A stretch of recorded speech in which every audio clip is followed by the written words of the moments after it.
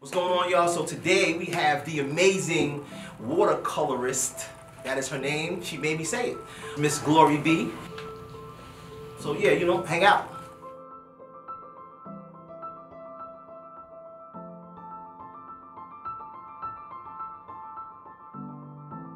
What's good? We going? Yeah, we going. So thanks for hanging out. Thanks for having me. No problem, right? So tell the people a little bit about yourself, who you are, where you from. So my name is Gloria Braxton. People know me in the art world as Glori B. And I'm from Brooklyn, born and raised. I was raised with my brothers, and my uncle was my babysitter. So most of the time, all I wanted to do was sing and dance. And then as I got older, I ended up losing my grandmother. So I wanted to recreate her image, but I didn't know how. I didn't know how to draw, paint, do anything. I was 22. I lived in Harlem at the time, and I was just lost. So I went to the library, and I remember that from the time I went to the library and the time I was a kid, it had been about 10 years difference. And I bought a book on drawing faces. And I got a chance to see the different eyes and noses and how we're so different with bone structure. And I studied for a year the human body.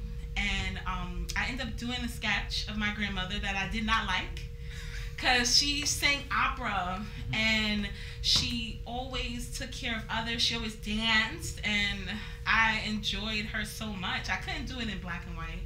I bought color pencils. That didn't work. So I said, I got to get into fine art. And I read that watercolor was the cheapest. But at the time, I didn't know it was the most difficult. So I bought a book called 1, 2, 3 Paint. That simple. And you had to paint a lion, a spider, and a woman with dreads. So I did the lion. It came out great. I did the spider, but the woman with dreads, I was like, this is what I needed, because she had brown and golden and yellow dreads. I felt so inspired by her features that this is what I needed to do to recreate my grandmother. So I studied that for another 6 months. So a year and a half later, I sat down with my granny's picture, watercolor paints, and I couldn't do it. I couldn't do it. I started crying, a hot mess. I had been on the journey so long I was afraid to fail. And I hadn't told my family that I was on this journey. Like, no one knew. So I waited the next day. I said, forget this. I'm gonna find a place inside of me and turn it off. I'm gonna turn it off. I'm gonna come back to Granny later, but I'm gonna turn it off. And I'm just gonna do what I've been teaching myself technique-wise all of this time. And I spent 2 months painting her, but people at work would see me painting her.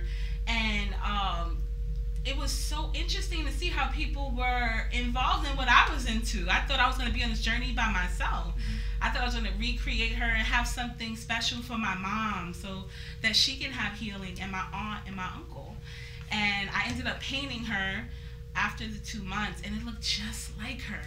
And I felt her, and like I felt her approval. It had so much energy to it. And I remember going to Office Max and making copies for my mom, my aunt, my cousin, and I framed them, and everybody got one. And it felt good, and they were like, wow, this is what you've been doing? You know, you won't come around no more.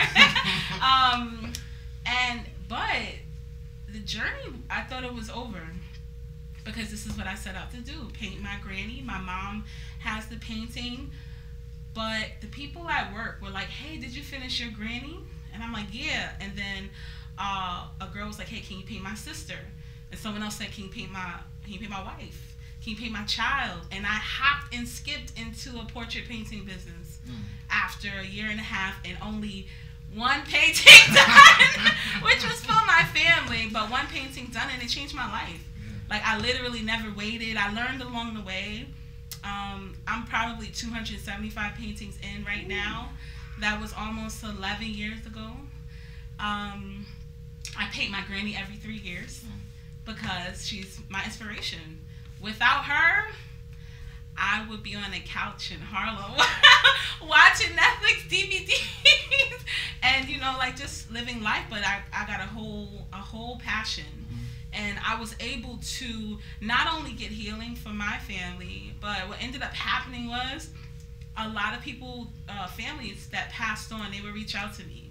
And they would say, hey, I lost my daughter tragically. You know, I had a 16-year-old girl who committed suicide in the Bronx because they bullied her about her hair. So she committed suicide, and her uncle trusted me with her portrait. And she had huge, beautiful hair in the portrait.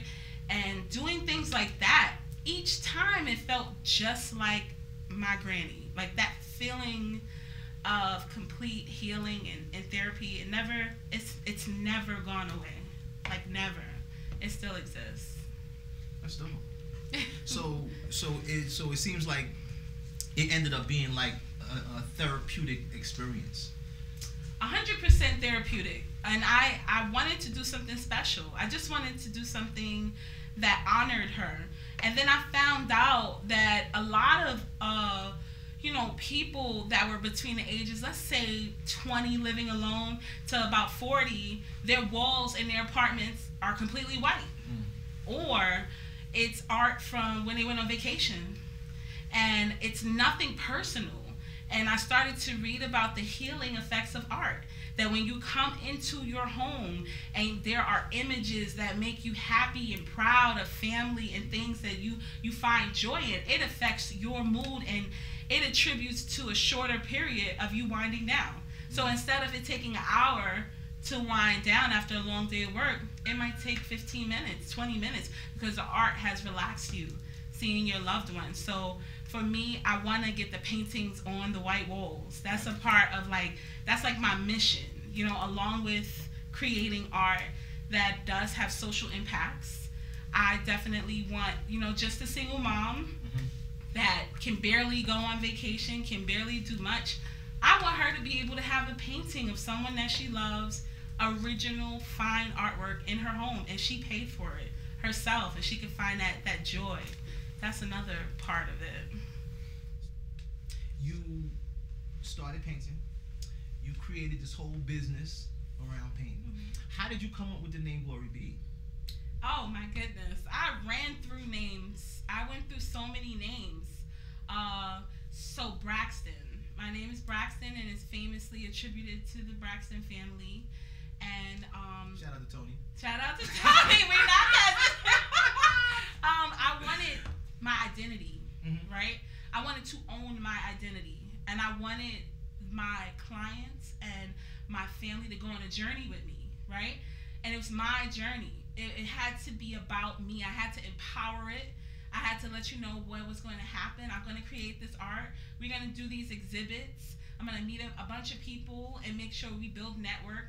And I felt like I had to own the part of it that I'm creating. So it was just Glori is my first name, and then I'm just going to put B. And I changed the whole way I started signing my paintings. It went straight to Glori B, because this is the part in my journey where I'm completely in control. I'm here. I'm ready for this next step, but only if I know I have the power and willing to build on it. So that's it, Glori B. So what are some so what is the piece that you're working on now? What am I? Oh, I'm working on like 5 paintings. I have a few. So what am I working on? So I'm working on the Last Supper painting right now. So I just want you to visualize, you know, Leonardo da Vinci was an excellent artist. But right now in America, you know, there's a lot happening with black men and a lot of violence that's happening towards people of color. So in the Last Supper painting, you have the disciples, you can imagine the table, and instead of it just being Jesus, there is Amadou Diallo, and in front of him on his plate is a wallet on his plate, and then you have Trayvon Martin, and on his plate is Skittles. And you also have Sean Bell, who was also, you know, a victim of violence. Sean Bell, on his plate is wedding rings and car keys. And then you have Khalif Browder, and on his plate is release documents from him getting out of Rikers Island, you know. And it's signified that they are all, you know, gone, and we should have gotten it right the first time. But each of them are there, and each of them have a place in this history. And at this table, and the table being this life that we're in, we haven't gotten it right. People are still joining this table. And the disciples that are in the background, they're in all black, and they're arguing. They're arguing because we can't get it right. And in showing this painting and making it, I know my power as an artist. I know I have to tell these stories because it's still happening. There are still more Trayvon Martins that are existing, and there's a lot of family that are being hurt by it. And artists have to take back, you know, it's not just about the celebrities that may pass away. We have a lot of work to do, and we have a voice, so we have to use it and create the art with the content that makes a difference and brings awareness to certain things that Black people are experiencing. So you use your talent as a form of social justice. For me, awareness is a part of the justice. To make someone aware of what's happening. Because we have so many people don't want to turn on their televisions. They don't want to go online. It can be so negative. But what that also does is they don't know what other people that look like them are experiencing, but they might be into art. So they might come to my exhibit, and that gives them an opportunity to feel what the painting is about, my subjects. I have a painting right now. It's very long. It's called 1963 Freedom Day Participants, or 2018 Black Lives Matter Activists. And it's two men of color on the ground being beaten, and they're in color. They're in bright oranges and reds and blues and purples, and they're seemingly holding hands almost. And then the figures that are above them are all law enforcement, and they're in black and white. And for me, we don't know, is this 2018 or is this 1963? Because in 1963, they were told that they could vote without a problem. You're not going to be met with any resistance. And then they get there to vote, and there's state patrol, FBI, all types of local police, and they said not one person voted that day. You know, things like this is still happening. It's oppression, but it's in a different form. So artists do have to be realistic about the climate of what's happening within these different communities. We have to be real, and we have to paint it. Yeah. I believe as an artist, I'm also an artist, right, that there is a responsibility to be, to keep your hand on the pulse of what we classify as society, and how it relates to us, how it relates to our experience.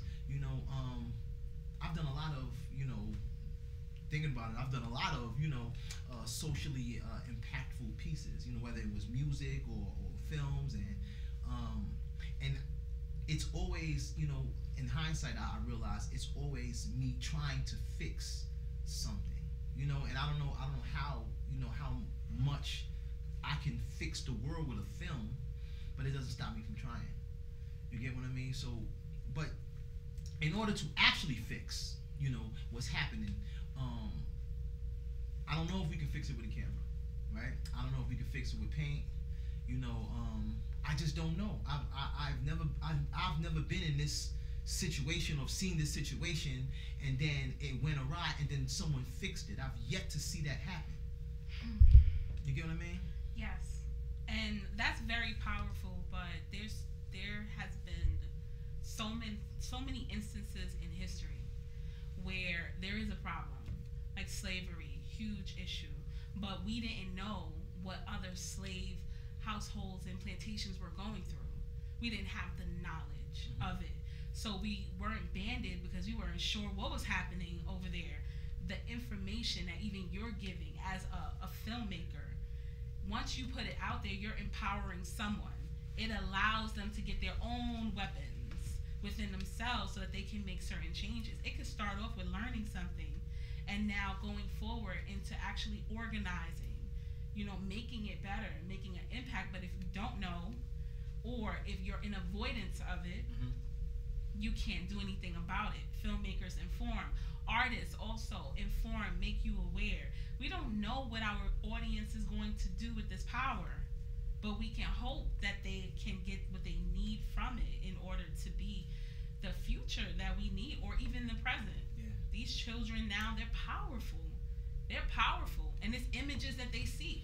I got my inspiration for my painting from a photo from 1963. I had no idea anything about this Voters' Day before, but a photographer gave me that image. And now I'm in a place where I can make these beautiful paintings, and I'm continuing it. I doubt if they know how impactful it is, and we're in 2020 now. So that was 60 years. 60 years ago, and I just did the painting on it, and I'm exhibiting it at Borough Hall. So it's gonna allow the next generation to see it, and it's gonna be open to the public. So maybe they didn't see that photo, but maybe they need to be made aware that yes, you're going through this right now. They were going through it then too. Damn. So, shift energy a little bit. Mm-hmm. So talk about the your Borough Hall exhibit. Congratulations on that. Thank right? you. I'm excited. Flash it. You don't see this excitement. So I'm excited because this is, of course, we're in Black History Month. Mm-hmm. We're celebrating all types of impactful persons. And for me, I'm doing it's a few artists that are in the exhibit, and we're all doing I believe it's 2 paintings. I have the 1963 painting I talked about, and then I have this Malcolm X painting that I am so excited about. And he has his ears like this, and it's a bunch of lights in the background, and it appears to be black and white. So what's dope about this painting that I'm exhibiting February 19th is that it's not black and white, and I just find so much joy in that. There's purple in the painting, there's green, and there's blue, but your eyes tell you that it's black and white. I just love that, and it takes a few minutes before you start to see the other colors. So my goal has always been, when I started painting, if I can get somebody to just stare at my painting for more than a minute, I did a good job. Like, just more than a minute. I don't even care if they don't like it. Just a minute. That means that they've been intrigued enough that it captured them, and they found something substantial in it. So I'm sure that this Malcolm X painting is going to get more than a minute. Hey guys, here's your chance to win a free Illflix photo shoot. Yes, you've heard right. It's absolutely free. All you have to do is follow us on Twitter and Instagram, and like us on Facebook. That's it. Good luck.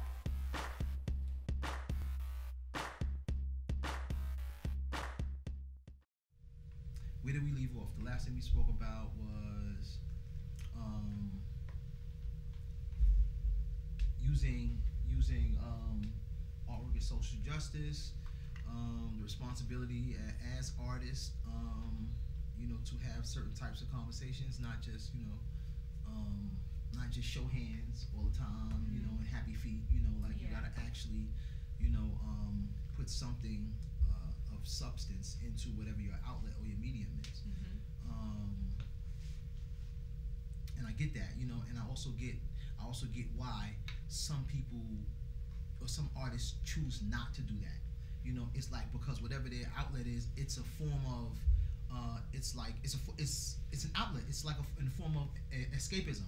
Like, because I have this thing, I don't have to deal with that, right? And I saw an interview with Lil Wayne, and white dude asked him about racism, right? And considering Lil Wayne sitting on a wealth of paper folding money, right? So I saw this interview with Lil Wayne, and a guy asked him, what thoughts on racism, right? And then Lil Wayne was like, yo, I don't experience racism. I don't know what that is. He said, all the white people around me treat me nice. They treat me respectfully, or whatever the word that he used. And if you look at that, if that was the only interview you ever saw about racism from a black person, you would say, well, he said there ain't no such thing, so maybe there ain't no such thing. right? But then you gotta look at it in context. 90% of the people around him depend on him for income.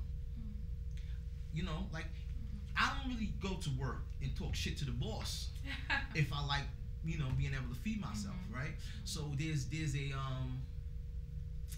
a little bubble that you can build yourself into that will prevent you from experiencing certain things. I was on the way over here, I was listening to this book, 12 Rules of Life. I can't remember the author's name, but he was talking about how overprotective parents cripple their children, right? And he went into the whole like the Snow White thing, and he was like, she, the story about Snow White, and then the witch Maleficent, I think that's how you pronounce her name, right? Put a curse on her and was like, yo, you're gonna go to sleep, and then you gonna die, whatever. Another witch or fairy was like, nah, we're gonna lighten it a little bit, just gonna be unconscious, and and then when she came to,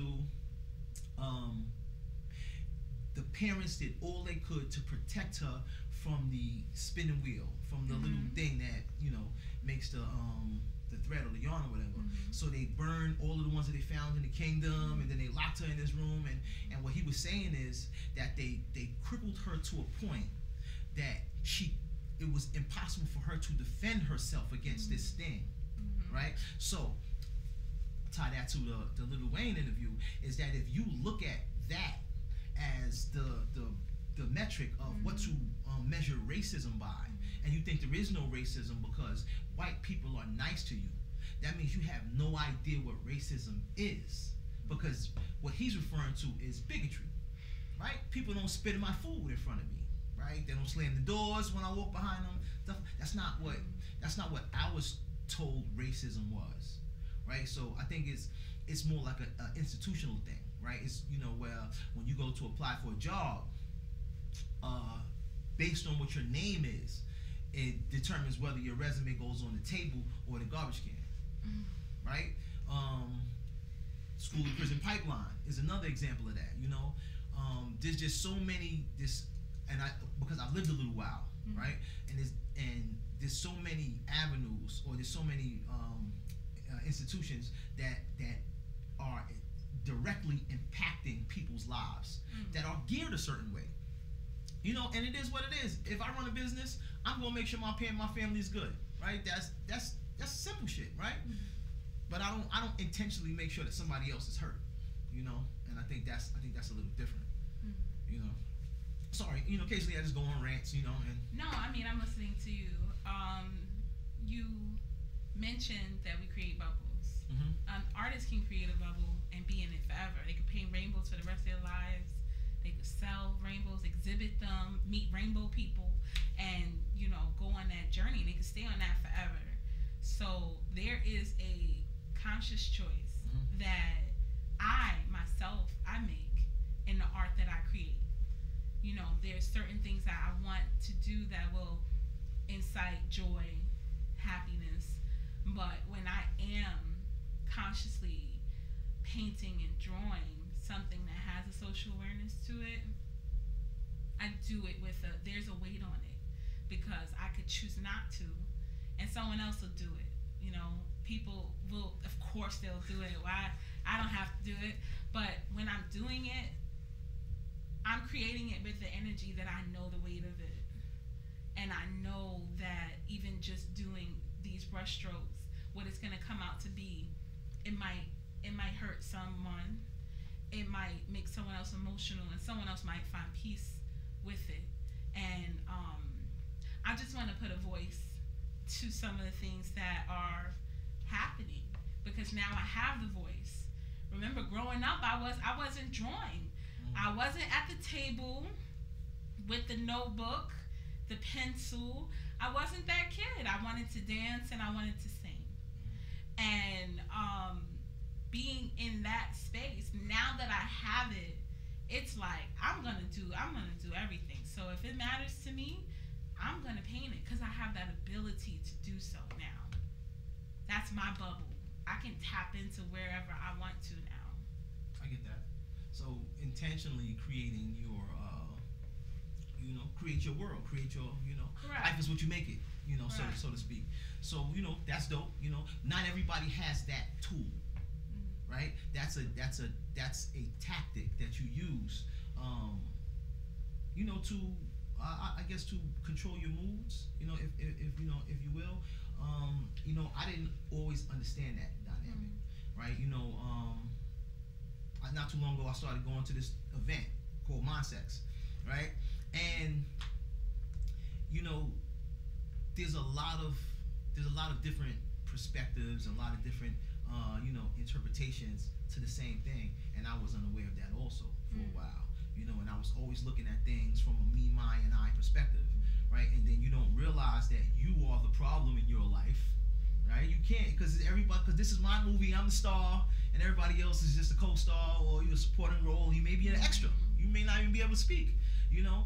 And I looked at life like that for a long time, you know, and then I started getting into these spaces, you know, shout out to Shanice Starr. I started getting into these spaces where people will share, you know,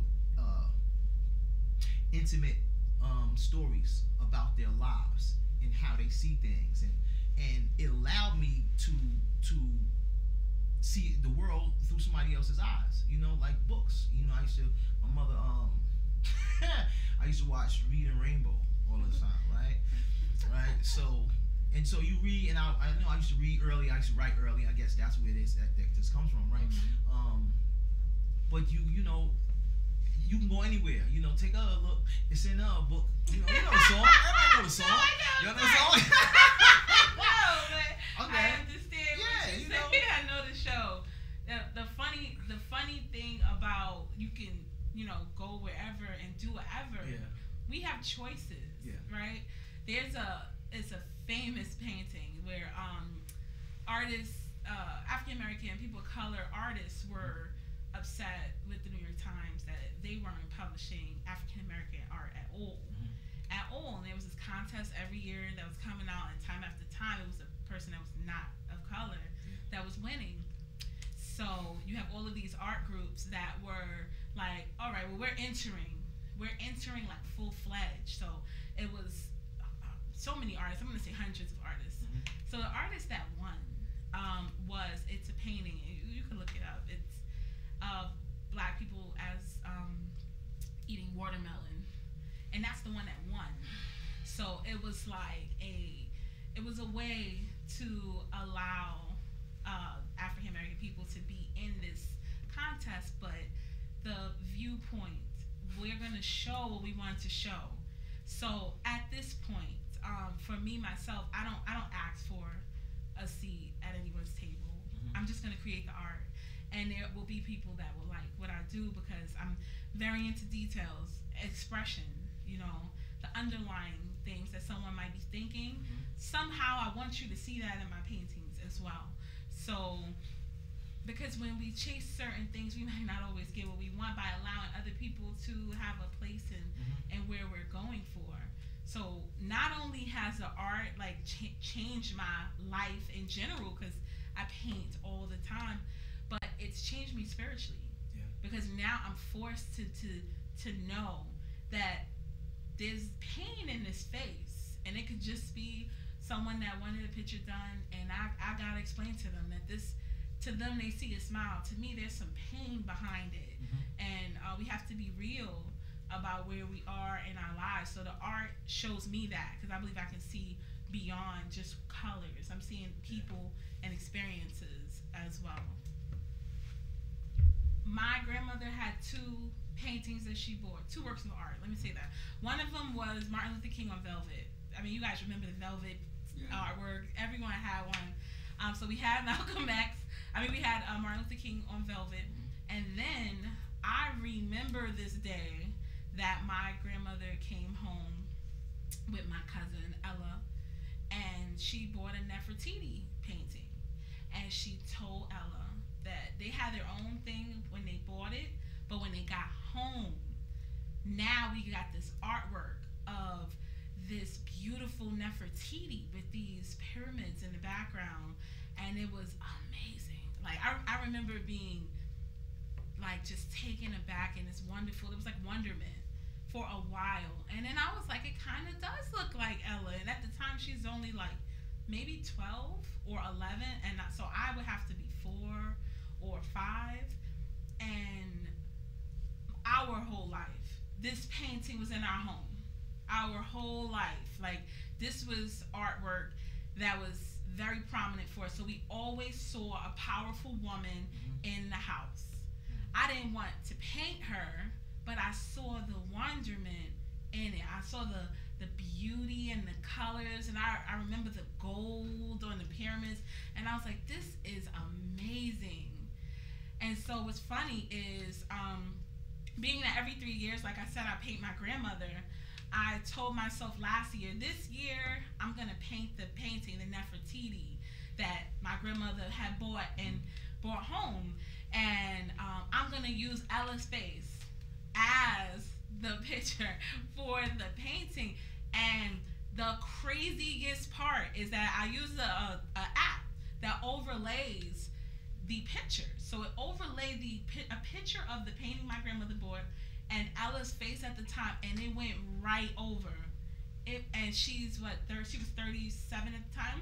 It went right over, and I was like, wow, it's beyond look-alike. Like, this is her. Like, my grandmother she saw this, you know. She saw our power. She saw what we become, you know. It was like she knew we were going to be successful women, and this was her way of showing that. And I remember painting it and just enjoying the process of doing the pyramids and doing this bright green background. I'm like, I love this. Like, I'm loving this whole thing. And then when I was done, I exhibited it. I'm in Fulton Art Fair. It's a art group in Brooklyn, and we do exhibit around Fulton Park every summer for 3 weekends, right? So 3 weekends, we're out there with artwork. So I made this. Now, all of my grandmother paintings I make, and it's in home. They're not going anywhere. I exhibited this painting, and it was like every day someone asked me, well, how much is that? Or what is that going for? Wow. I've seen Nefertiti. I haven't seen it like that. And I'm like, it's not for sale. It's not for sale. But I can see how people took to it. And that was the energy that I was putting into it. And it's up in my living room now. So we got the original, and we have the one that I did. And that feeling that I got when she bought the painting, that's the feeling I get like every time a painting is done. And I'm looking, I'm like, I did that? You know, like wow. And then I don't see it until it's done. It's a crazy experience. I can paint something beginning to end, 40 hours, 50 hours. And there's a point of viewing where it's like I'm outside and I'm looking at it now from this view, it's like an objectional view. If it's not right, I'm gonna go back in there and do something else. But you go in and you look, and it's like, wow. Stephen, I got that question. So in your case, you know, your art really came alive out of the tragedy of your grandmother's death. Do you think that would have developed? You would have became an artist if she was still alive? Do you think that would happen, or it would have happened anyway? That's such a loaded question, because I think about where I was at the time I started. At the time that you know, right before she passed away, she was retiring, and I was so into her life. Like, I was excited about this retirement thing. It's like all of a sudden they get granny, and next minute they're retiring. You don't know what that means, but they don't got to go to work no more. That's it. That's the only thing you know, as a young adult, of what retirement means. And then with her passing, it brought me to a place, right? And we have lost people before, but nothing like this level of pain. And so, would I have become an artist had she not passed? I don't know. I don't know, because it's so powerful in me now, but it's power stemming from losing someone powerful. It was like a transcendence of energy, of love and passion that happened that's now all for the artwork. Like in my family, we have a quilter. My great-grandmother was a quilter, and she made these wonderful quilts. But beyond that, it was like when I started doing art, it was like, oh, we got an artist in the family. It was like it was a thing. Now, because many of us aren't artists, we do poetry, we write, but the actual visual aspect of it, I won't know, and I'm glad I don't know that life, you know. I miss her dearly, but she was very religious, and she would want to be with God, and then she gave me this gift. So if she had not gone, I think that I probably would still be on the couch. I don't know, because I gained a wealth of, like I'm on a journey now, and it's just ongoing, and it hasn't stopped, so I can't see life without it. It's an absolute gift when you have, I get invited into people's families. Like, so with the paintings I've done, it could be a number, it could be 270 something, but the stories are just so touching. I've done paintings for mothers that couldn't have children, that had multiple stillbirths, and now they have the daughter that they dreamed their whole life for, and they're doing a painting of the daughter. I've had that. I've had, a couple who struggled for a long time, finally got it right 15 years later. They want to do a painting of themselves at a park. Like, you get invited into their stories. People trust you. They trust you to get a likeness of the people that they love, they've lost. And so it's a constant, like, wave of energy where now they are happy that you're doing their painting. It's more than just a purchase. It's like now you've entwined in this experience, and now they have it forever. So they can talk about it, they can have dinner parties, and they can again feel that same thing that we felt while we were doing the painting. They can share it with someone else. It's amazing. You speak of it on an emotional level. A lot of artists don't speak on their work on an emotional level. But what is interesting, you talk about its origin being emotional, and then all the stuff you do afterwards, there's an emotional component to it. And it doesn't go away. I don't know how to not do it. I don't know how to not do it at this level. It only exists at this level. So if I can't give this, I won't do it. I won't do it. That's it. And I'm grateful that people trust me. Yeah. I'm grateful, and I've donated 15% of the paintings that I've done. I'll see a story in a newspaper, and I'll paint it, and I'll find the family. I've done that. That's cool. That's also very emotional for people, because you're asking nothing. I don't need anything from you. Just I know that this can help in some way, so I'll give it away. That's good. It has to be on those terms for me, because if I go against myself and I don't do it, I'm not following why I truly got it. I have to stay right here and continue to be like this and share it with the world. That's my goal right now. Right now, I just want to share it. I want people to understand my story, but also then compare it to the art, because you can have passion, but I have talent as well. So it's like, it's doubly satisfying for me. Let's go back to like England, 1400. They would live with the royal families. They would live with them. They would eat with them.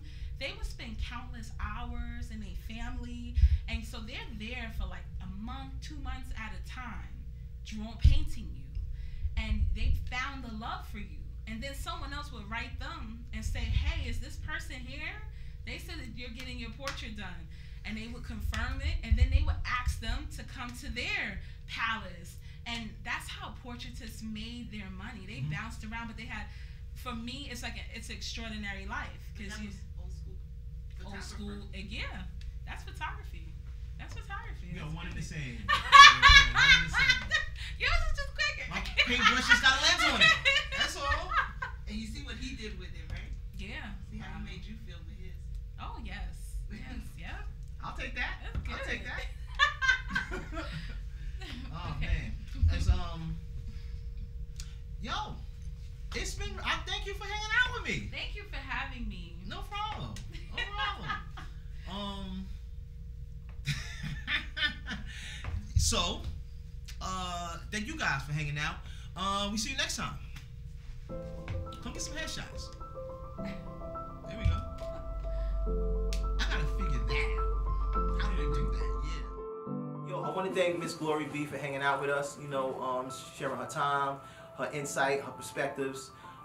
It's always dope, you know, to get to see things from another point of view, you know, and as being an artist, you know, there is a unique spin that we see. There's a unique way that we see the world, you know, and it's always good to hear another artist's perspective on things, you know. So thank you to her again for hanging out with us.